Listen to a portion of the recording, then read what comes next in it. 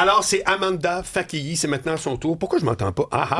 Ma plug. Tu connaissais-tu Isabelle Perron déjà? Ou... Je l'écoute, Isabelle. Oh, wow. J'aime beaucoup son énergie, sa vivacité d'esprit. Je l'ai écoutée tout à l'heure sur la place des femmes dans la vie, mais aussi dans la vie privée. Donc, es-tu d'accord avec ça ou pas? Oui. C'est-à-dire qu'il y a des codes.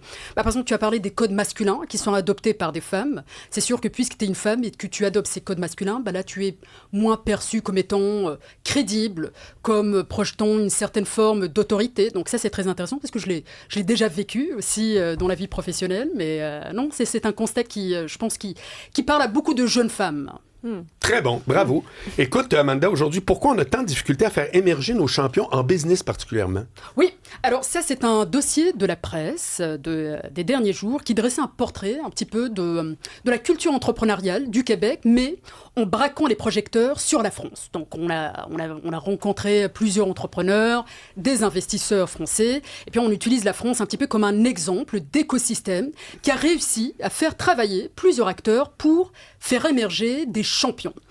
Lorsqu'on parle de l'entrepreneuriat au Québec, on sait, on a toujours cette perception que l'entrepreneur, c'est quelqu'un qui essaie de voler notre argent.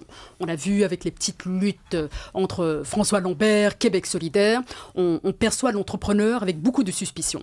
Le constat est le suivant, c'est qu'au Québec, le taux d'entrepreneurs est de 1,7%. Donc depuis 90, c'est en baisse. Alors si on compare ça au niveau canadien, c'est 1,7 versus 2,2%. Il y a plusieurs raisons qui sont évoquées. Le marché du travail est attrayant, c'est-à-dire que ça paie bien. Pourquoi est-ce que les gens décideraient de se lancer en affaires quand je peux mener une vie stable en tant que salarié? Il y a aussi d'autres exemples qu'on va évoquer.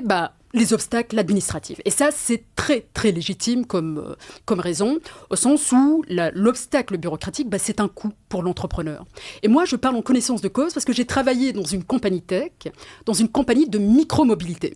Est-ce que vous savez qu'est-ce que ça bouffe en hiver, la micro-mobilité? Non. Trottinette électrique, vélo électrique. OK. Micro-mobilité, vraiment, mais déplacement des personnes. Exactement, pour le dernier kilométrage. Je pensais que c'était micro-cellulaire, tu sais. Micro-mobilité. Il y a le mot micro, j'ai adoré. Le gros à fond. Moi, je fais ça bien plus petit, moi, Amanda Fakii. Mais c'est la mobilité en micro pour ton dernier kilométrage. Donc, moi, j'ai travaillé dans une compagnie de micro-mobilité qui est basée à Singapour et puis qui a étalé ses tentacules en Amérique du Nord, notamment ici au Canada. Et je gérais tout ce qui était relations gouvernementales.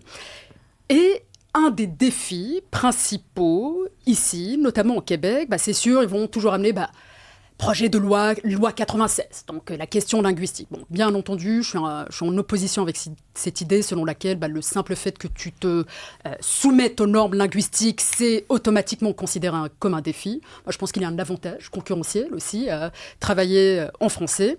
Mais c'est sûr qu'il y avait plusieurs obstacles administratifs, que ce soit obtenir l'autorisation d'une ville pour opérer sur son territoire. Il y a aussi cette culture du risque qui n'est pas très présente au Québec. Mais ça nous ramène à ton premier point. Ça, c'est le premier point parce que j'ai pu traverser d'un océan à l'autre.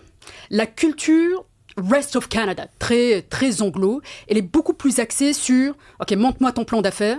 Est-ce que vous avez réussi à planter vos drapeaux sur d'autres territoires? Très bien. OK, boum, on vous donne l'autorisation de tester. On commence avec un projet pilote. Mais ce projet pilote, cette envie de tester, on a remarqué qu'au Québec, et là je donne spécifiquement mon exemple, je ne vais pas non plus généraliser, ça a été difficile. C'est-à-dire que la culture du risque, elle est beaucoup plus axée sur la prudence et l'aversion. Puis comment on l'explique ça? Comment on se dit, OK, au Québec, on veut pas ça? On n'est pas capable?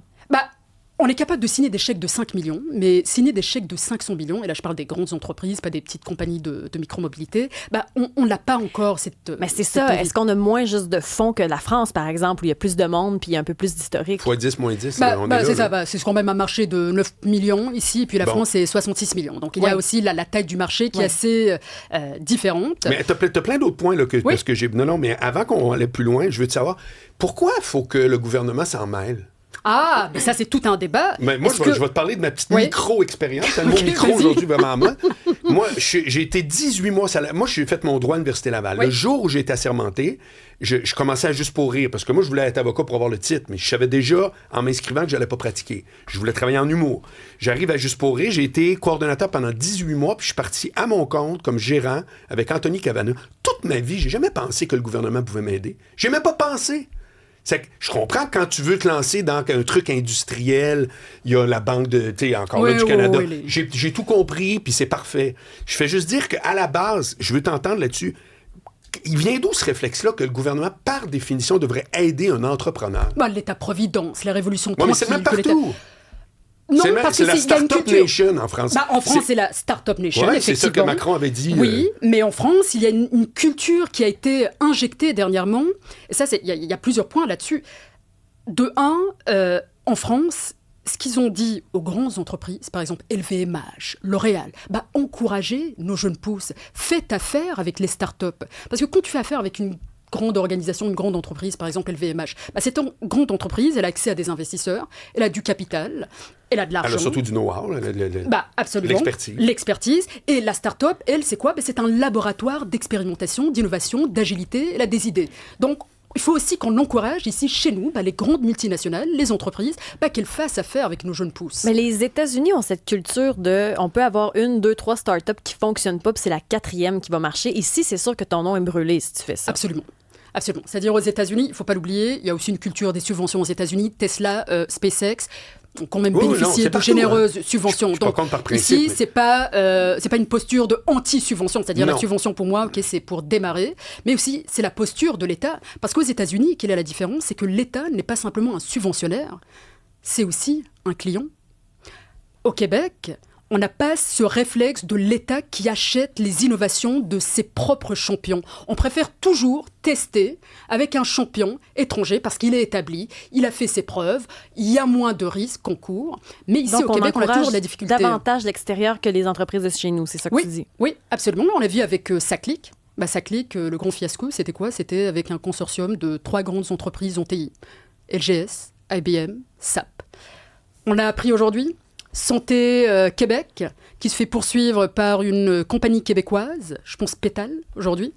Et ça, c'est intéressant. Là, c'est judiciarisé. Je veux quand même être prudent dans ce que je vais dire dans quelques secondes. Mais ça envoie un drôle de signal. Parce que l'idée ici, c'est que cette entreprise, elle poursuit Santé Québec pour avoir volé sa propre technologie. Et finalement, Santé Québec a décidé de sélectionner CGI, qui est une compagnie québécoise, canadienne. Mais ça envoie un drôle de signal. Est-ce qu'on assiste à une forme de cannibalisation? Est-ce que c'est ça, le nationalisme économique qu'on essaie de nous vendre? C'est un 150 millions quand même en dommages et intérêts qui est demandé. C'est beaucoup, 150 millions pour une entreprise québécoise. Et à la base, est-ce que tu penses que c'est culturel? Oui, est-ce que c'est juste un choix de gouvernement ou c'est culturel? Est-ce que ici, au Québec, dans peinture, dans les murs, là, il y a quelque chose qui fait que l'intérêt de l'État dans l'entrepreneurship est différent puis plus peureux qu'ailleurs? Oui, il y a un aspect culturel, il y a cette aversion au risque, il y a cette culture de la prudence, mais il y a aussi un troisième élément, c'est cette culture de la surbienveillance. Moi, j'ai accompagné des entrepreneurs, j'accompagne aussi quelques entrepreneurs. On a beaucoup d'incubateurs, on a beaucoup d'accélérateurs, on a un écosystème de soutien qui est énorme ici au Québec. On dit qu'à Montréal, pour tout ce qui est, par exemple, l'intelligence artificielle et autres... on est fort. Oui. On est très fort. C'est bien reconnu, ça va bien, ça bouillonne. Ça bouillonne, mais l'enjeu, c'est la commercialisation. C'est ça l'enjeu. C'est sûr. Si tu veux, le soutien, tu l'as ici. Une idée, à la base, ça ne coûte rien. Ça ne coûte rien. Non, exactement. C'est l'exécution qui coûte assez cher. Cette culture de bienveillance, qu'est-ce que j'entends par là? On a des accélérateurs, des incubateurs qui reçoivent du financement du gouvernement. Ouais. Tu reçois du financement, il y a des KPIs, des indicateurs de performance. Okay, tu dois accompagner tel nombre d'entreprises, tel nombre de jeunes pousses, etc. Voici les retombées qu'il faut que tu obtiennes, etc. Et moi, je me pose la question, est-ce qu'on a ce courage à dire à des entrepreneurs, ton produit ne marche pas? Il n'est tout simplement pas bon. On ne devrait pas demander des études de marché ou quelque chose de très solide avant de financer? Oui, normalement, oui. On va te montrer... normalement, quand tu veux faire partie d'un incubateur, d'un accélérateur, ça dépend de quel type d'accélérateur. Il y en a qui sont beaucoup plus rigoureux, beaucoup plus exigeants. Et d'autres, c'est, tu as une idée, on va tâter avec toi si cette idée, elle peut être viable, si il y a un véritable... product market fit, est-ce qu'il y a une demande? Mais en même temps, tout ça, c'est discutable à mort. C'est un autre sujet, tu diras. Oui. Mais la bonne idée, c'est pas une idée évidente. C'est une étude de marché, ça me fait rire, moi. C'est quoi l'étude de marché? Tu peux mettre n'importe quoi dans ton étude de marché. De un, puis deuxièmement, voici une idée que, écoute, je vais te le résumer là, en 30 secondes. J'ai toujours dit que si tu demandes à tout ton entourage, c'est quoi mon idée, comment tu la trouves, si tout le monde trouve ça, ça veut dire que c'est de la merde. Pourquoi? Parce que, par définition, de un, c'est pas votre job d'avoir des idées que moi, je pense ça à journée longue. Ouais. Puis deuxièmement, si tu es capable de trouver que c'est une bonne idée, ça veut dire qu'elle ressemble comme 2 gouttes d'eau à une autre affaire que tu connais. Or, une bonne idée, c'est une idée différente. Par définition. Fait que je vais faire un plan d'affaires bidon. Non, mais là-dessus, moi, j'ai bien de la misère, Amanda. Je te le dis honnêtement, là. Je sais bien qu'il faut bien que tu ailles, tu sais, faut que tu aies quelque chose à dire. Mais il faut que tu valides le marché. Oui, puis non. Qui te dit que tu n'es pas en train d'en créer un? C'est ça mon point. Mais en même temps, si tu crées un marché, tant mieux. Oui, je peux pas le dire d'avance. Mais Marc, si tu proposes, par exemple, une pizzeria, puis tu n'as pas remarqué au cours de toi qu'il y en a 5 autres pizzerias. Parfait. Bon exemple. Mais ça veut dire que toutes les idées banales, on les discarte. Je suis d'accord avec toi. Ouais. Mais la bonne idée qui était là, on a eu Judith Fetzer, moi, que j'ai reçue. Bon, elle arrive et elle dit, hey, c'est quoi, on va livrer de la bouffe toute faite, toute. Tout le monde autour d'elle disait, voyons, donc, ça n'a pas de sens. Et c'est très compétitif comme milieu aussi. Non, mais c'était avant, elle était au début avec Cookit est décédé aussi. Oui, mais à cause de le marché qui avait changé. Oui. Exactement. Et qui est ultra concurrentiel. Oui, mais ça s'appelle de la business. Uber, j'espère que le gouvernement ne va pas compenser pour ça tout le temps. Fait qu'en conclusion, est-ce que tu dis que au Québec, tu crois que ça peut se corriger, cette tendance-là, qu'on pourrait ne pas avoir à appuyer convenablement, ou tu penses qu'il faut se faire à l'idée, le portrait c'est ça, puis nager là-dedans? Ça peut se corriger si on change de mentalité, parce qu'on a des grands entrepreneurs. Moi, je pense notamment à Dominique Gagnon avec Connect and Go, qui a d'ailleurs vendu, ça c'est un autre sujet. Je le connais, puis il faisait des bracelets connectés. Il faisait des bracelets dans le temps, au Québec. J'ai travaillé pour lui. Pour vrai? Oui. Ah, ouais, mon Dieu. C'est ça, ces bracelets connectés dont les parcs d'attractions. Et il a vendu son entreprise à une entreprise californienne. Okay. Donc ça, c'est génial. Là, ça, c'est un autre sujet. Ouais. C'est, mais là, on vend à des étrangers. C'est génial quand on va ailleurs. Ouais, c'est génial quand on vend ailleurs, mais en même temps, on peut réfléchir d'une autre façon. Dominique Gagnon, maintenant, pour moi, c'est quoi à mes yeux? C'est un investisseur, c'est quelqu'un qui a un grand capital intellectuel. Et maintenant, voilà, il est devenu entrepreneur en résidence à la BDC. Mais comment on change ça concrètement? Là? Parce qu'on en parle entre nous, des belles idées, mais comment on change notre tolérance au risque, notre façon d'investir dans nos entreprises? Valoriser davantage nos champions, parler en termes de champions, pas juste des petites PME, parce que PME et start-up en technologie, c'est 2 mondes différents. Et ça, c'est d'ailleurs, ça a été soulevé dans le rapport de Québec. Est-ce que c'est les projets qu'on offre qui ne voient pas assez loin? Est-ce qu'on manque de vision, en fait? Que l'État devient client, déjà de 1, que l'État encourage ses propres entreprises, Made in Québec, de 1. Il y a aussi un discours qui doit changer.